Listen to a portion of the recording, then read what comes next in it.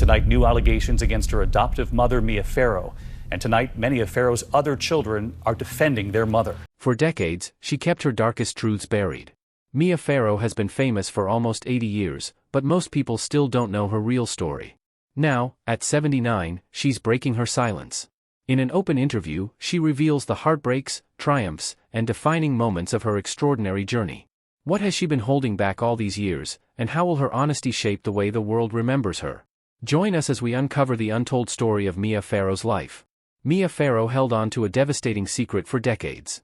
In January 1992, she went to Woody Allen's apartment, where she discovered disturbing photographs.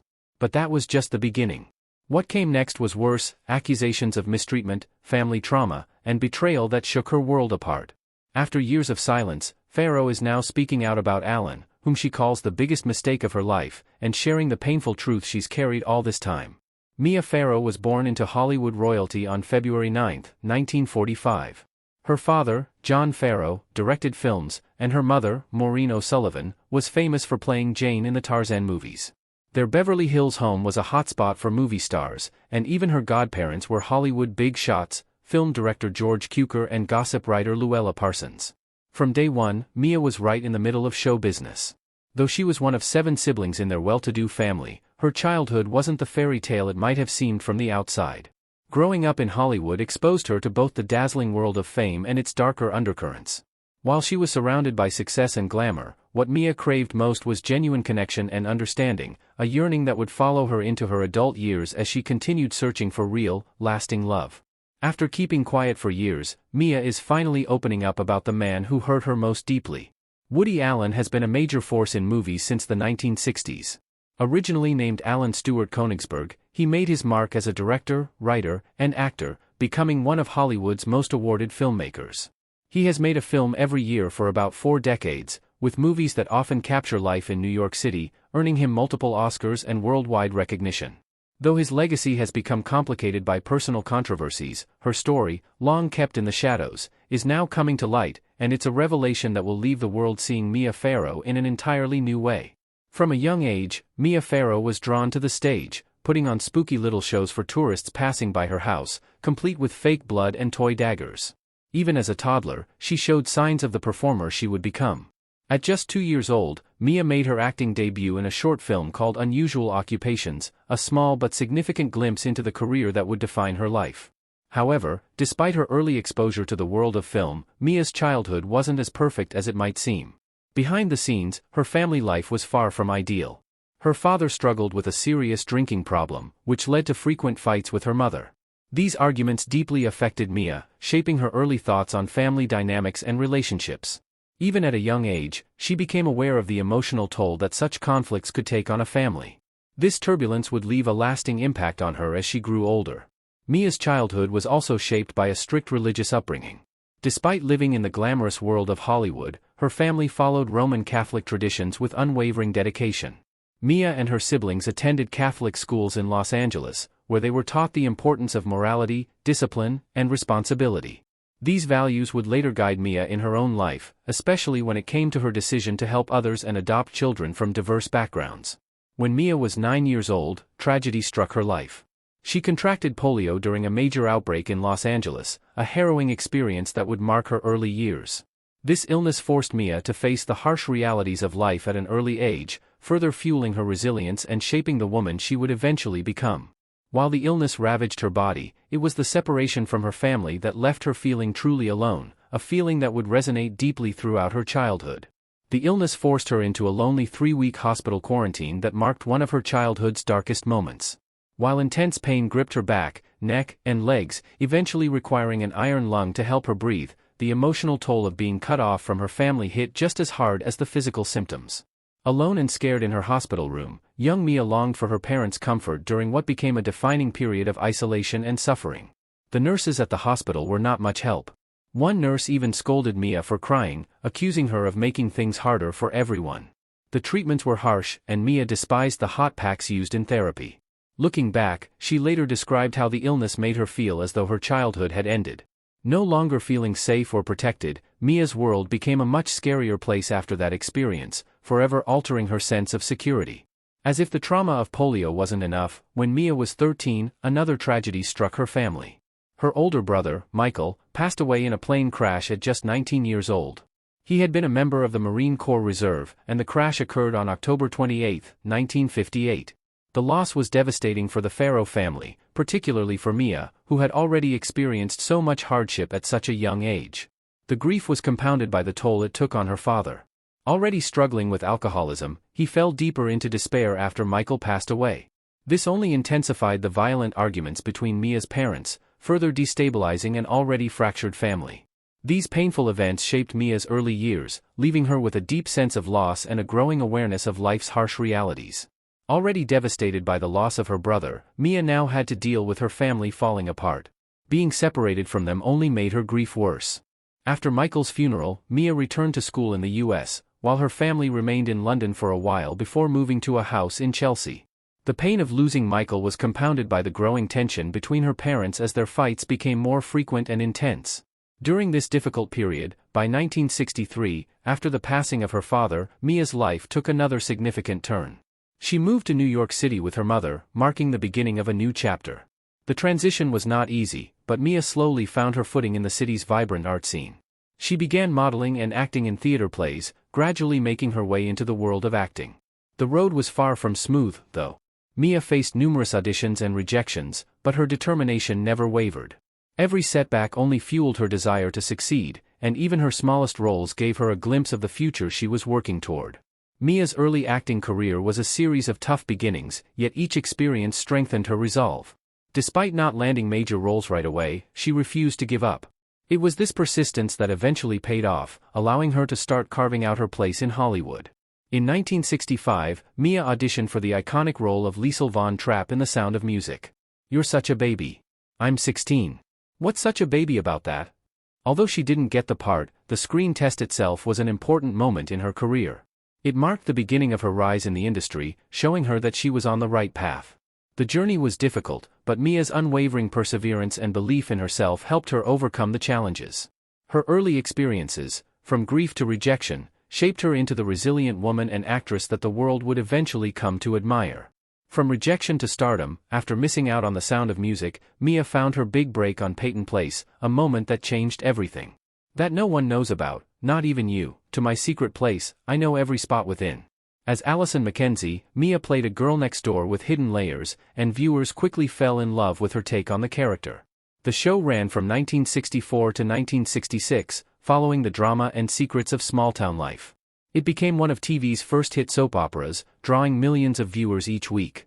Through her honest, relatable performance, Mia turned Allison into someone audiences truly connected with and proved she had real star power. Despite the challenges of fame, Mia's role in Peyton Place marked a turning point in her career.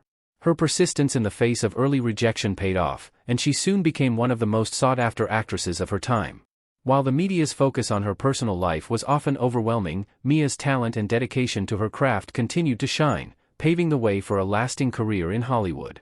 Despite the overwhelming media attention on her personal life, Mia was ready to take the next step in her career. From TV star to icon, after 2 successful seasons on Peyton Place, Mia Farrow made the bold decision to leave the show in 1966, largely due to her marriage to Frank Sinatra. While leaving the show marked a significant change in her career, it was a step Mia took to focus on movies, setting the stage for a role that would define her legacy. This new direction led her to a groundbreaking part that would solidify her place in Hollywood history. In 1968, Mia starred in Rosemary's Baby. We plan it. Oh, it's a wonderful apartment, I love it. You see what she's trying to do? She's trying to get you to lower the rent. A psychological horror film directed by Roman Polanski, the movie saw Mia take on the role of Rosemary Woodhouse, a pregnant woman who slowly uncovers a dark and terrifying conspiracy surrounding her pregnancy. The film explored themes of trust, fear, and the sinister side of human nature, making it a gripping experience for audiences. Rosemary's Baby was a massive success, grossing over $30 million and receiving widespread critical acclaim, thanks in part to Mia's unforgettable performance. What have you done to him? You. Mania is his father, not Guy. Mia's portrayal of Rosemary was praised for its depth and authenticity, with critics lauding her ability to convey Rosemary's growing fear and confusion. Renowned film critic Roger Ebert called her performance brilliant, and her work in the film changed the way women were depicted in horror films. Rosemary was not just a passive victim, she was a complex, relatable character, which added a new dimension to the genre. Rosemary's Baby not only made Mia Farrow a household name but also left a lasting cultural impact. The film was recognized for its significance, and in 2014, it was added to the Library of Congress for preservation. Its influence on horror films and its portrayal of strong, multidimensional female characters changed the genre forever, and Mia's career would never be the same again. With the immense success of Rosemary's Baby, Mia Farrow's career reached new heights, but what would her next move be? A legendary Hollywood partnership, Mia's star kept rising as she took on more challenging roles, becoming one of Hollywood's most in-demand actresses. Her connection to Woody Allen would shape a huge part of her career. They worked together for over 10 years, with Mia starring in 13 of his films. Their first movie together was 1982's A Midsummer Night's Comedy, where she stepped into a role meant for Diane Keaton. The movie got mixed reviews, but it kicked off their long creative partnership and introduced Mia to Allen's unique brand of comedy. Mia's collaboration with Allen continued to evolve, and in 1983, she starred in Zelig, where she played Dr. Eudora Fletcher, a psychiatrist treating Leonard Zelig, a man who could blend into any crowd. The film was an odd blend of mockumentary and fantasy, and Mia's calm, believable performance grounded the otherwise fantastical story. Critics praised how well Mia worked alongside Allen in bringing this unique concept to life, cementing their creative bond. In 1984, Mia's versatility as an actress was on full display when she took on the role of Tina Vitale in Broadway Danny Rose. In this film, she portrayed a loud and brash gangster's girlfriend, complete with dark sunglasses and a bold personality. This transformation showcased Mia's ability to shift from one character to another, further establishing her as a talented actress capable of playing a wide range of roles. Allen's distinctive style meshed well with Mia's subtle acting approach in films like Hannah and Her Sisters, Broadway Danny Rose, and The Purple Rose of Cairo. Their work together brought out the best in both of them.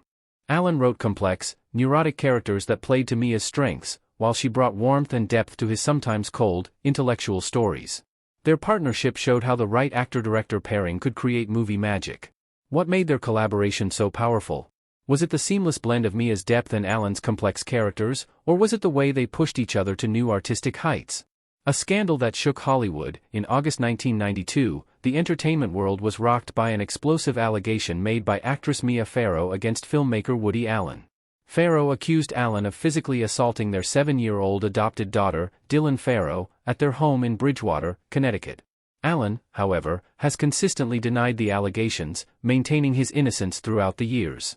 When the accusations came out, Allen and Farrow's relationship was already falling apart. They had 3 kids, adopted children Dylan and Moses, and their biological son, Satchel, now known as Ronan. Then Farrow found out Allen was seeing her adopted daughter, Suni Previn. Suni was 21 and in college when Farrow discovered their relationship in late 1991, though they had been involved for some time before that. Allen claims Farrow made up the accusations to get back at him for being with Suni. Connecticut authorities investigated but didn't press charges. Yale New Haven Hospital's Child Protection Clinic looked into it too. They found no signs of abuse and thought Mia might have coached Dylan. The New York Department of Social Services also investigated and could not find proof to back up the claims. The whole situation got very messy, with different groups coming to different conclusions.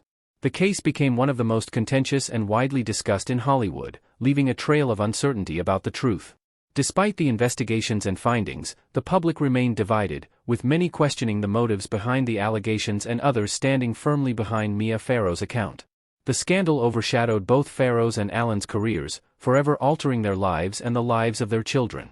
As the case gained widespread attention, it only deepened the divide between those who supported Mia and those who sided with Allen. Could the truth ever be fully known, or would the accusations always remain shrouded in doubt? A complex and public relationship, Allen and Farrow's relationship started in 1980 and lasted 12 years. During that time, Mia acted in 13 of his movies. They never moved in together. Mia kept her place on Central Park West while Woody stayed in his Fifth Avenue apartment. Neither wanted to get married, since they'd both been married twice before, so they kept their private lives separate even while working together all the time. When Farrow and Allen got together, she already had 7 kids, 3 biological children with composer Andre Previn and 4 adopted from Asia. She then adopted Dylan from Texas. In 1985, though Allen wasn't part of Dylan's adoption, he became very involved in her life once she arrived and spent more time at Farrow's home. He didn't connect much with Farrow's other children, though he was friendly enough with Moses, her adopted son from Korea. Farrow had Alan's son Satchel in December 1987, who later changed his name to Ronan. When Farrow wanted to adopt again in 1991, Alan was not thrilled but made a deal. He would officially adopt Dylan and Moses if Farrow let him be part of their lives. Farrow went ahead and adopted Ed, another child from Vietnam, and by December 1991, Alan's adoption of Dylan and Moses was final. As time went on, their relationship became more complicated, filled with both personal conflicts and professional tensions. Despite facing numerous challenges, they remained a steady presence in each other's lives, continuing their collaboration in both their personal and professional worlds. However, the growing issues within their family were beginning to create a sense of unease, and it was clear that things were heading toward a breaking point that would change everything. As their relationship continued, the pressures of personal and professional challenges began to take their toll, slowly exposing the deepening issues within their family. Growing concerns and tensions mounted as Mia Farrow grew worried about Woody Allen's relationship with their daughter Dylan in the late 1980s. During their custody battle, Farrow described several disturbing behaviors in court. She said Allen would spend unusual amounts of time with Dylan and ignored boundaries when asked to give the child space. According to Farrow's testimony, Allen would read to Dylan while dressed only in underwear, encourage her to suck his thumb, and wait for her to wake up. According to Farrow, Allen was obsessive in his pursuit of Dylan's attention. She said it felt like he was trying to court the child. But there's an odd twist. In 1990, Farrow changed her will to give Allen custody of their kids, Dylan, Satchel, and Moses, if she died. Even stranger, she filed legal papers in 1991 that painted a different picture. In those documents, she called Allen a great dad who truly cared for Dylan and supported his plan to adopt both Dylan and Moses. She shared her worries with her therapist too. She was scared Allen might be hurting Satchel and even wondered if he was having an inappropriate relationship with another man. This made their already tense family situation even worse. The family psychologist, Dr. Susan Coates, saw how Allen acted with Dylan firsthand.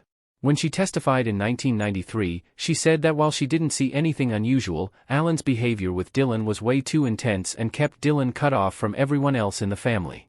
Allen claimed he focused so much on Dylan because Farrow was busy with their new baby, Satchel. When reporter Moran looked into it, she found that Allen had agreed to talk about this in counseling back in 1990, but Dr. Coates set the record straight. Allen was not actually in therapy with her. She only saw him during his kids' therapy sessions. While she thought Allen took his role as a father seriously, Dr. Coates made it clear that he never got therapy for how he allegedly acted with Dylan or any other problems. The case was about to take an unexpected turn as investigators dug deeper into everyone's claims. What then happened next? The investigation unfolds. When Connecticut police talked to Dylan in late 1992, they used dolls to help with their questions. During her last interview on December 30th, Dylan showed the dolls doing intimate things. When they asked how she knew about this, she said she'd seen Allen with Sunyi that summer. Dylan told them that fathers shouldn't act like this, they shouldn't be like boyfriends. When this came up during Allen's custody hearing, they had to stop right away to deal with what Dylan had said. During Dylan's meetings with Yale New Haven Hospital specialists in the fall of 1992, they explored her understanding of relationships, particularly what it meant to have boyfriends and girlfriends. When asked about these relationships in November, Dylan described them simply as involving hugs. While the court investigation established that Allen and Son's relationship had begun in December 1991, Allen pushed back against Dylan's claims, insisting they hadn't started seeing each other until December and that Dylan couldn't have witnessed anything between them that summer as she had claimed. While the case was ongoing, Allen and Farrow came to an interim agreement. He would hold off on seeing Dylan for a while, and she would get Dylan help from a therapist to work through what had happened. This set things up for the next phase of their legal fight as investigators kept looking into Dylan's claims. What do you think of the strong allegations against Allen? Do you think the stories against him were fabricated, or is there some truth to them? Share your thoughts with us in the comment section. Remember to like, share, and subscribe for more. Also, click the next video showing on your screen, you will enjoy it.